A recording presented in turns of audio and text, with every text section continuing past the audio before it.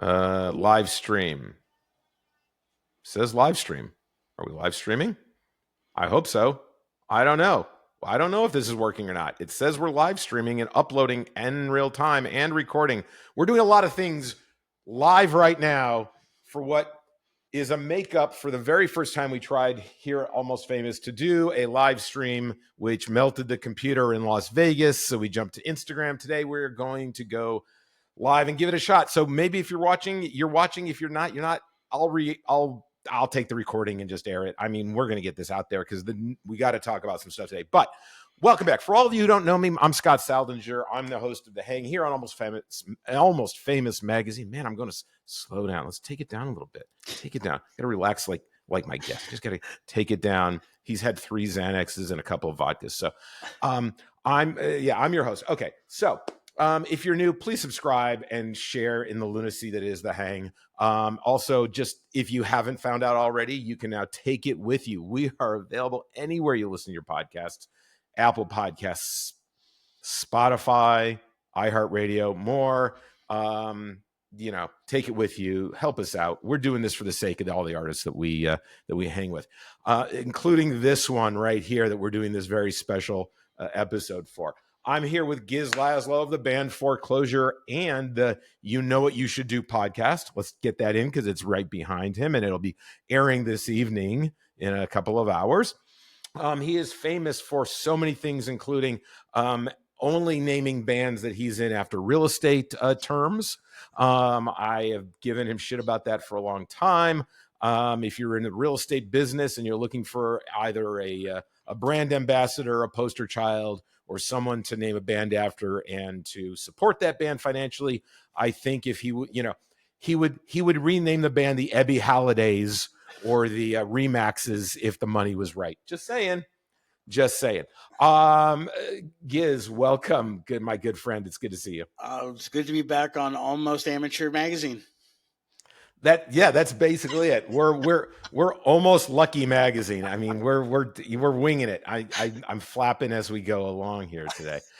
So hopefully this is working. It did the last time until the whole thing went to hell. But what do we care? It's a Monday, and we get to by tomorrow people either remember or they'll forget. Right? We live in a short memory world these days. I'm super excited, everybody. I got to tell you, I got a little preview. I got a few things to say about it. But this Friday, Foreclosure is dropping their new EP, Take 2. Our new single. The songs on this EP. I'm sorry? Our new single. Wait, I thought, the single. But the EP is not this Friday? Am I screwing this up already? EP comes out next month. I think the 25th. Oh, next month. Yeah. Okay. You only get the one song this Friday, and then next month you get the other 2 songs. Okay. See, now I think Take 2, should be named Take That. Because I think it would work well. And again, we could rename the whole thing. The new EP would be Foreclosure, so Take That. Totally would happen if someone was being evicted. So, on this EP coming up, I mean, you got Take 2, which we'll talk about. Yes. But in my head, they are covering the Doughboys. Yes. Okay. If you don't know who the Doughboys are, you are missing out. Okay. You know how I found the Doughboys? Tuesday afternoon. They had a cover of Tuesday Afternoon that I heard on Sirius XM on Little Steven Underground Garage, which people, if you have Sirius XM, you can hear Foreclosure. They've been there, right? Been there, done that. Yeah. The Doughboys are an incredible garage rock band that have been around a long time, and I had no idea until I think the second or third time we hung, Gizz, that you are connected to them. We'll talk about that. I had my shirt on. Was that the first time? A lot of brain cells gone since then. And then welcome Me Home, which, if I'm correct in my listening, sounded a little different than your average Foreclosure tune. Yeah, it's piano based and acoustic guitar and just vocal. Who's the piano player on that, dude? I mean, I didn't even know you partook in the keys. No, it's a friend of ours who actually produced it, Michael Rosen. He played the piano on it, and he actually when we did the demo, it was on guitar, and it was just a guitar vocal piece. And when we were trying to figure out, okay, who we're gonna record it with, um, Lewis and I were like, hey, what we should record a song with Michael again. And it wasn't even supposed to be a Foreclosure song. I think I was going to just do it as a solo song, and we recorded it, and or we went with Michael, and he suggested that we do it on piano. So he transcribed it to piano and did an excellent job. Sent it to me, and then I think a week later I was in the studio with the vocals, and I already, I'd already recorded a demo for it. It's a really depressing song, and no shame in saying that when I wrote it, I was in a bad place, and it was kind of my exit letter. And um, maybe I don't know, 6 months later, I got my life back, and we still had the song. And when we were doing this EP, I was like, hey, we recorded Take Two with Michael. We should put this song on there too, kind of like Uh, what Kiss did with Beth. So hopefully it works for us. dude, if I can suggest, and your next album is about my recommendations, of course. You need more of that. I think you guys, your voice really sits out on the top of this track well with a lighter side of instruments. I'll be honest. And I guess anybody watching us now, nobody's heard it yet, but a lot of times, especially in punk music, the vocal can get lost in the mix because you guys took it down a little bit of a notch and you added a little more texture. I've never heard your voice like this before, and I thought it was amazing. So, super stoked for you that you took the risk of doing something like this. Open to the idea of using different instrumentation, but definitely, and take my recommendation for what it's worth. I once got a guy who sang in German to do an English language album, and it was amazing. Consider that type of instrumentation when you guys write the next album, because it really, I think that is going to be a standout track for you guys. I'm again, at this point in my career and my age, nothing scares me anymore. Nothing, nothing that I can do musically. Am I going to be like, should I do that? How are people going to react to that? Is it not going to be punk rock?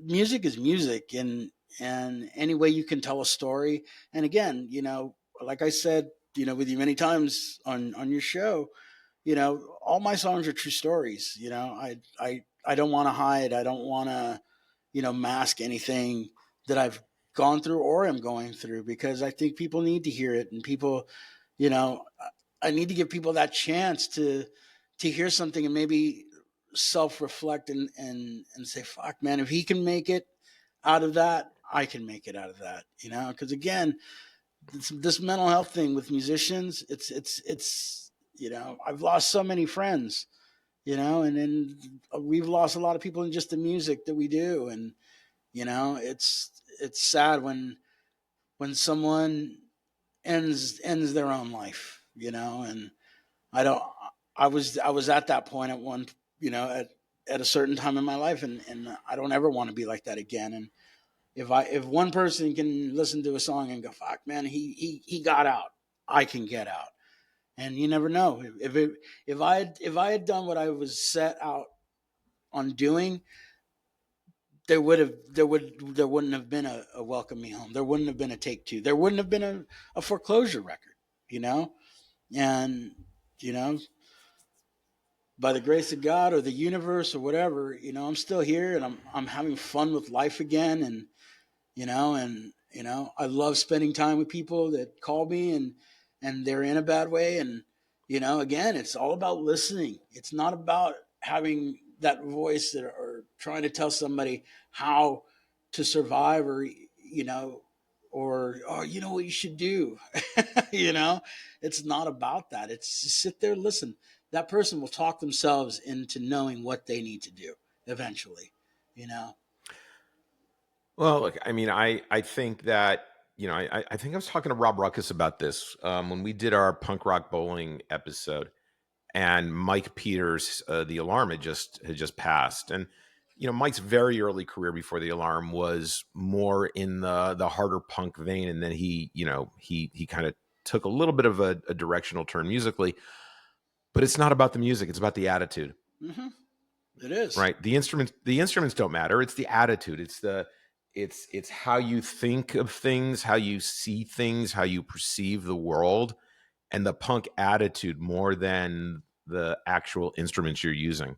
So you don't have to be constrained, I think, by just uh, guitar, bass, drums, and four chords. Right? No. You certainly can, but in today's world, we have the ability to add so much additional nuance to music, and to explore without worrying about what anyone thinks because it's yours. I think is great. And then for you to take that risk, I mean, this is Welcome Me Home is a different Foreclosure tune. People are gonna freak out when they hear it, but they're also gonna realize that, under the mixes of the other songs is this voice that when it's in that space of additional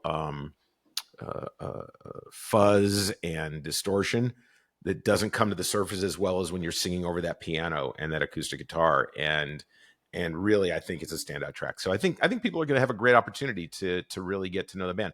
Tell me about Take Two. They Take Two is again, it's a true story. It's just about you get into a relationship, and you know you you and your significant other, you at at the beginning everything's like a movie, like, oh yeah, we're gonna be here forever. But 9 times out of 10, with especially the relationships that I see with my friends, it, one person's really into it and the other person's just there until they can find something better. And if they finally break your heart, and it's up to you to decide, like, am I going to let this person back in? Am I going to take that person back? It's, life isn't a movie. There's no take two, and, just, if it didn't work, it's not going to work, and I've been that fool who thought, oh, you know what? She cheated on me, I'll give it another chance. Or, she's not into it, and we broke up for a couple months, and now we are, we're both lonely. Let's see if this will work again. Nah, it's not going to work. If it's broken, it's broken, and there's no need to stick around. So, it's just, again, all these stories I have in my head. Take Two's one of them. It's just, don't be the fool. If you're not happy, you're not happy. That's what life's about. Is about being happy. So if you're not happy, just drop it, move on. Do something that makes you happy. And that's not even just relationships. That should be about your fucking job. Your the people you hang out with. If you're not happy, then why the fuck are you there? And I'm so blessed that my dad left me with those words before he passed.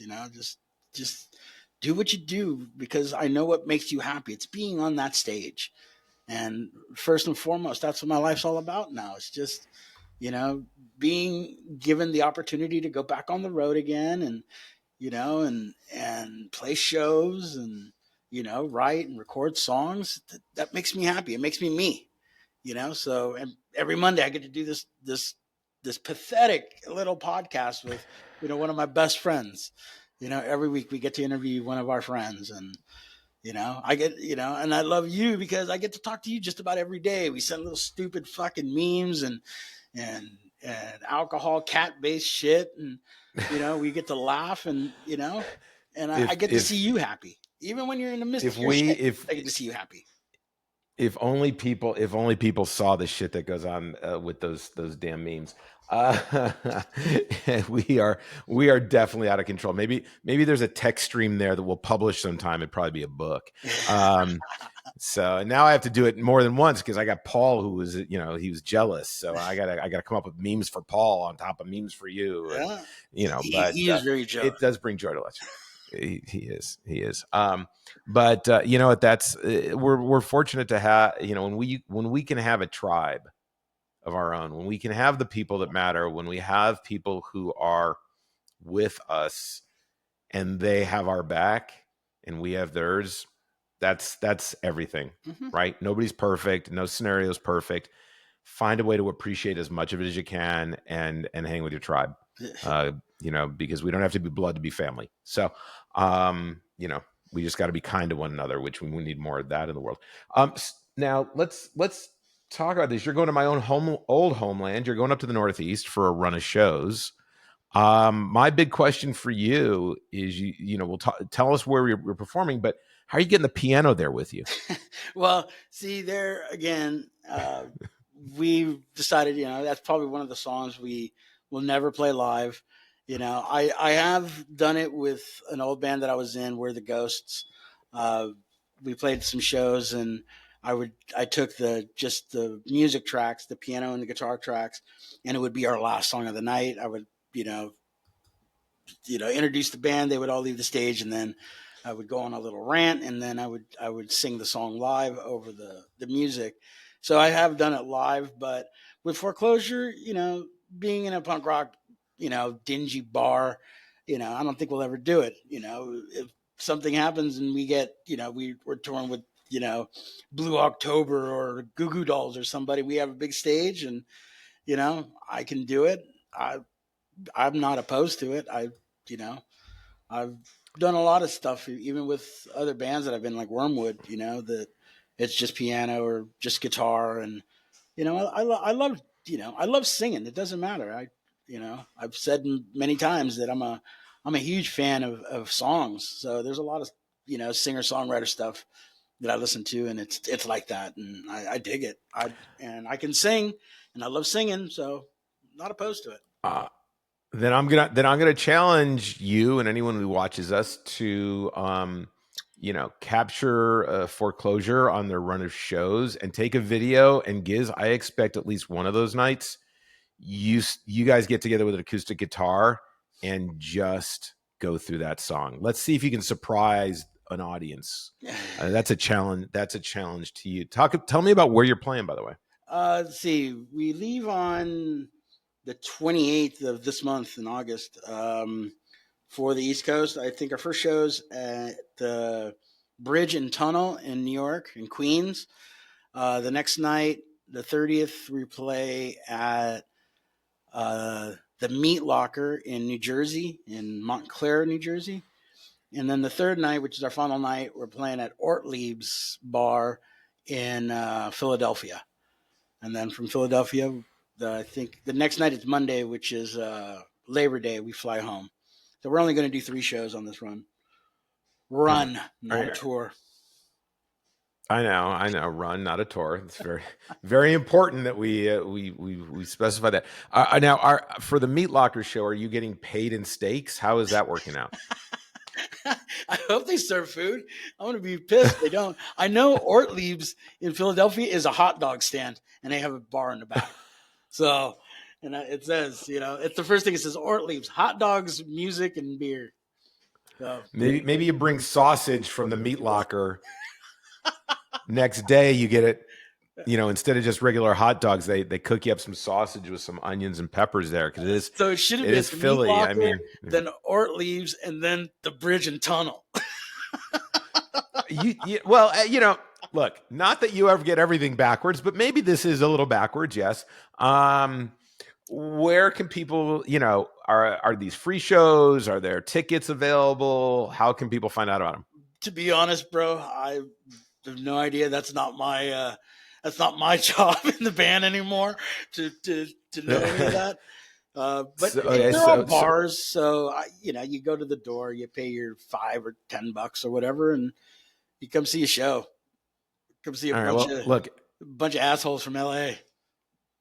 But tip them, okay? Like, throw some money at the stage, right? Because putting an EP out, and if it goes on Spotify, it's not going to make them a lot of money. And Gizz doesn't have enough airline miles just to fly free all the time. So they got to make some money. So go out and support them for sure when they're up in the Northeast.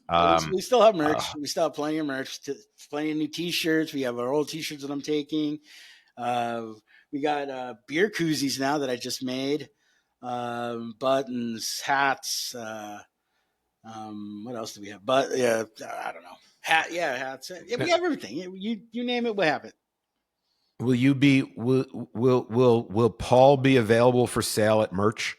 He ain't going with Can us. someone buy Paul? I don't think he can get on a plane. Was it the ankle bracelet? It used to be on his ankle.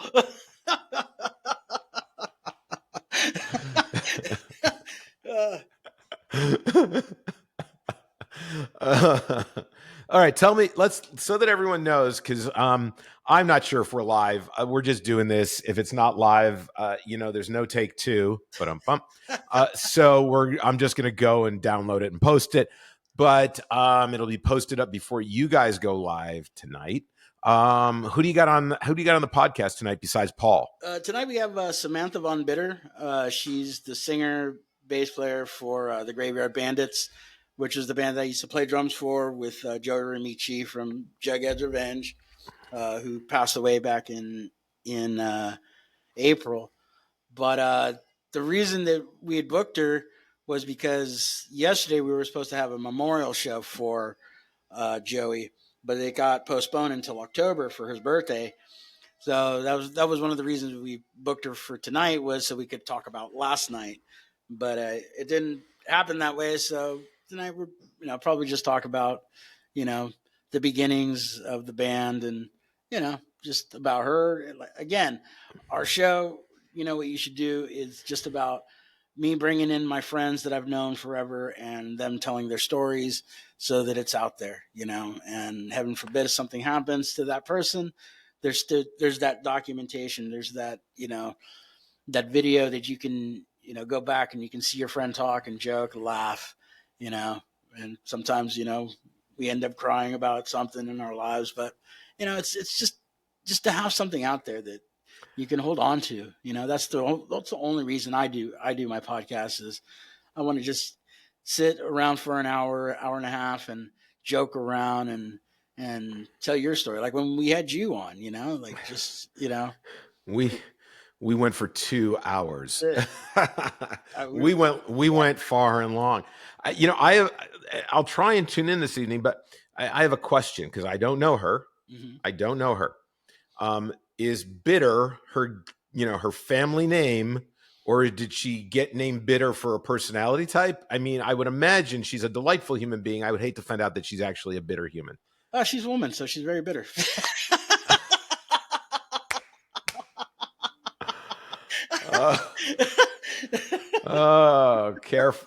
Careful. There may be other women around, and we certainly don't want them to get. We don't want them to get the wrong impression of you. Too late. It's too late. The damage is done. Oh, yeah. And I feel you, buddy. I mean, we've been doing this now well over a year and a half. We're above 100 episodes. And one of the things that I love about this is there's no real agenda. If we need to talk about something, dropping an EP, a single, dropping a deuce, whatever. But it's really about what can we do as a community to memorialize the stories of musicians without being cookie cutter, because your story is yours. It's not mine. And I'm not going to ask you dumbass questions that you've been asked about, if you could be a tree, what tree would you be? It's about Bonsai. learning bonsai,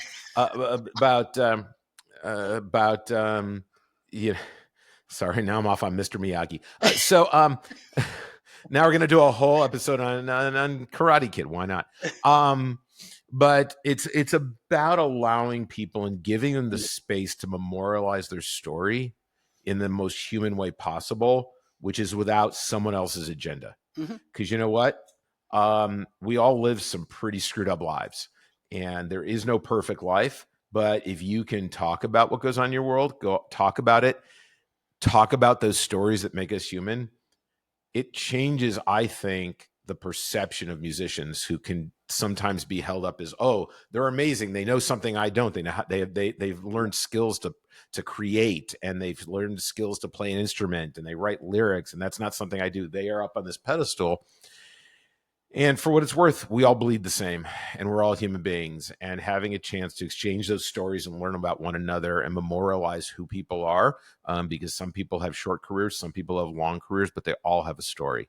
I, That's what matters to us. that's so very true, because the thing that I think sets our podcast apart from other podcasts is that, for the most part, I would say 90% of the guests that we have are my friends that I've known for, 20, 30 years.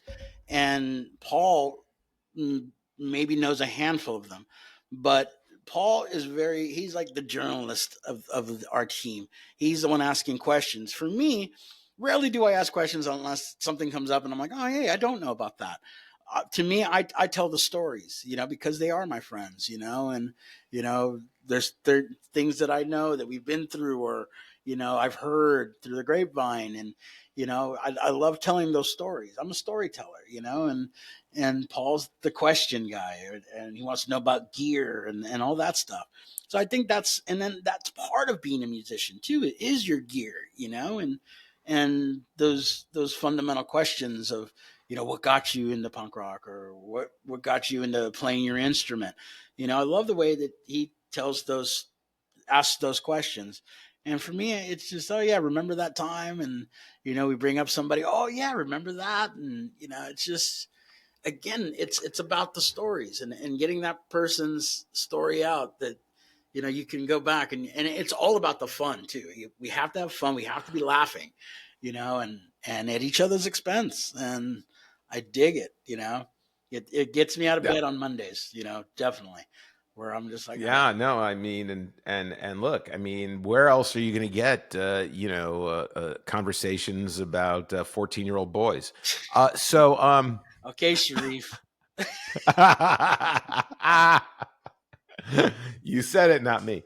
Um, but yeah, no, Paul's a good foil, and one of the differences between you guys do and I mean, this is a hang, and we're, but my thing is I can't always on a Monday night, you know, uh, have liquor involved Yeah. because I have early morning meetings.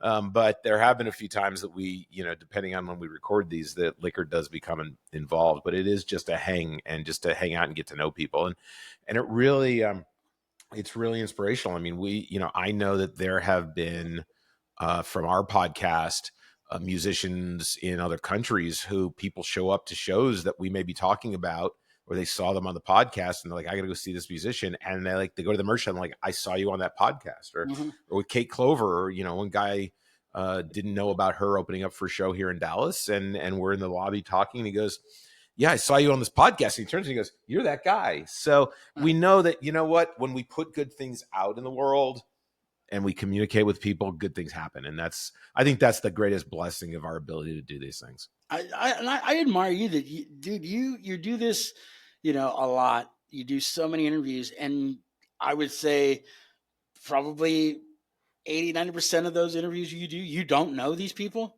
It's just like, hey, how you doing? All right, okay, this is blah blah blah. I'm Scott, and we're gonna do this, and then you go for it. And I've seen a lot of your shows, and like, wow, man, I don't the couple of times that I've tried to do that, it's just I'm like, I'm in a weird place, because I don't know this guy, I don't know this person, and I don't know any stories. It's just it I'm glad we're two I'll different tell of podcasts. Oh, absolutely. I mean, my thing is this. I've just been inquisitive since I was a kid. I had an aunt. I don't think I would have told you the story. I had an aunt when I was like 7 or 8 years old, and she got sick and tired of me asking why. So she bought me this book called The Book of Why. It was like this thick. And I've just made an entire life and career on asking why, because I live by a credo. If you don't ASK, you don't GET. If you don't ask, you don't get. Thanks. And a lot of people are afraid because they'll get told no, right? If they don't ask, they'll, that you won't get, and they get told no. And I'm like, I want to know. Maybe I am an inquiring mind. I don't know. But I kind of like not knowing who I'm talking to and just asking them where it started and then listening. It really is good for actively listening to someone and figuring out where are the points to go from there. It keeps me on my toes, and I'm able to learn a lot. And we've had some amazing episodes. We've had, there've been a lot of laughs. There's been a lot of tears. I'm amazed sometimes at some of the stories that people tell, and I think it's because they get comfortable with the fact that we're just having a discussion. Mm-hmm. It's not. There's no pretense. I mean, this is what it is. You are And we very don't. easy to talk to. I Yeah. go back to the first time I did my first hang with you. I remember, my mom was in, it was July of last year. My mom was in the hospital. I was sitting in my living room on that couch. My dad had just passed away. And life was just starting over for me. And the foreclosure record had just, I don't even think the foreclosure record was out yet. And we were getting ready to release it, and I got the chance to sit down with you, and it was after Punk Rock Bowling, which I think some of the other guys got to know you there, but I didn't really get to know you that much. And when we finally decided to for our first hang, it was easy. It felt like I'd known you. So you made it comfortable, and then your questions were what needed to be talked about. You weren't.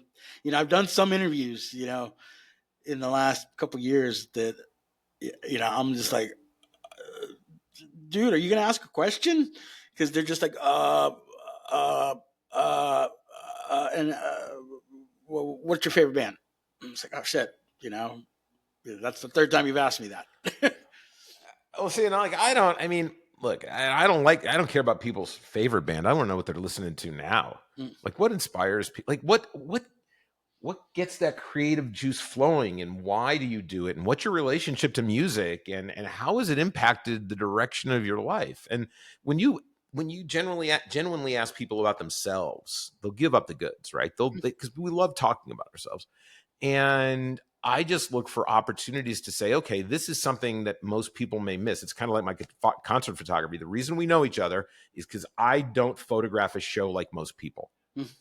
I photograph a show to find the moments that the audience misses, Mm-hmm. because then it makes the photograph more intriguing. Oh, I didn't see that happen. I didn't see that look. And the reason that we know each other is because I got a picture of you looking like a kid who got the greatest Christmas gift ever. And you're one of the few drummers I've ever seen smiling, who looks like he's enjoying it, as opposed to having the most uncomfortable, you know, uh, uh, um, constipation-induced moment of their life. Mm-hmm. So that's what got me curious about that guy who was playing the drums that day. So because I'm curious, I want to know what made him so happy. And now look at us. We, a year or so later, and we know each other. We trade drinking memes and rather disgusting stories. Yeah. So what's funny is that band that you photographed that night, like, besides the two original members in that band, nobody that was on that stage is in that band anymore. It's like I was happy to enjoy that moment, and I think that moment imploded that band because they got way too big for their britches immediately after. That was not a good second show. Shit happens. I mean, look, if we could just get rid of ego, we wouldn't have a problem. But Oh yeah, what are we? We'd all be really boring without them. And again, I've told you, there's no such thing as a punk rock star, and that band thinks they're stars. Well, at least those two members, they think they're stars, and it's not right. You can't be a punk rock star. You can try to be a legend and an icon, and if it happens, you're blessed to have that happen. But you can't call yourself that. You're given that title, and with an attitude like that, you're not a punk band. You're a rock and roll band, and once you get that through your thick skull, that's what you are, then you can succeed in those ways. But you're not a punk band. You're not a punk band, and I don't want to be in a rock and roll band that thinks that way. I'm my band is no better than any other band. If we all just do our thing, and we do it because it's fun. If it's not fun, then why are you doing it? Why? That band took the fun out of it for me. It took the fun out of it for me so much that I really don't want to play drums anymore. I just want to stick to being a singer. Interesting. I've been in too many bands that, that I played drums for that had a chance or are already legendary, and and I got my moment, and I'm happy. I'm happy I had my moment. But I thoroughly enjoy being a singer in a band and being a front man and being a comedian and just out there for the 30, 40, 50 minutes that I'm on stage. I just want you to have fun. Forget about your shit at home for just this moment in time, Yeah. just to have fun, let it go for, a little bit, Yeah, that's why I enjoy doing these interviews, especially with you. I get to get out of my head and have fun and get to talk to a friend, and that's Yeah. amazing to me. And the more and more that we do Well, this, the more and more it's just, like right now, I don't even, I forgot we were even on air, I, I've lost track. I don't know if the shit's working or not, but I'm not sure I did it right, but it's going to get up. It's going to get up online. I mean, I will tell you though, if the phone rings and it's Led Zeppelin and they need a drummer and you say no, you're not going to hear the end of it from me. No, no. Unless they got someone else singing, I ain't doing it. If Dave Grohl calls you tomorrow and says, "Gizz, come play drums," I'm in. I'm gonna make you consider it. I'm in. I'll play drums for the Foo Fighters. I'll make them a punk band again. There you go. There you go. Hey, buddy, look, this has been great. I'm excited we get a chance to do this. I'm sorry. I'm not good at going live on this. I got to learn from you guys, and I just got a text that no one's seeing this, but we're gonna get it out there up now, so it's out before your show, and it will air ASAP. It isn't gonna look pretty, but hey, you know what? It is what it is. Well, thank you for Gizz, giving me the opportunity to talk again, man. from now on, we're doing it this way until I can buy you a better microphone for your home kit. Because every time when you sound like what is it on the Peanuts when they're talking to the teacher, wah, wah, wah, wah, wah, and it's got all the distortion. That's what it sounds like, and I want you to come off looking pretty good. I mean, you'd look even better if Paul was sitting there smiling, but we'll do that another time. Yeah. But you guys have a great show tonight. About 5 minutes, and I was like, "Beat it." And he probably took your suggestion and did exactly what you told him to go do. Yeah, he did. He started playing with his little ankle thingy. Yeah, right. All right, brother. Love you, and hope it all goes well tonight. Yeah. I can't wait. You guys got to buy the single. Please support them. Music isn't free. Art isn't free. You've heard it from me before. Make sure you check us out on all of the podcast platforms. We've got an audio version now, and you can take us anywhere. So, Gizz, as always, thank you. We got an episode dropping tomorrow. Please, people, check that one out. And we have some amazing stuff coming up in the next 8 to 10 weeks. We have a lot of episodes recorded. So please come back. Join us again. Love you, brother. Talk to you soon.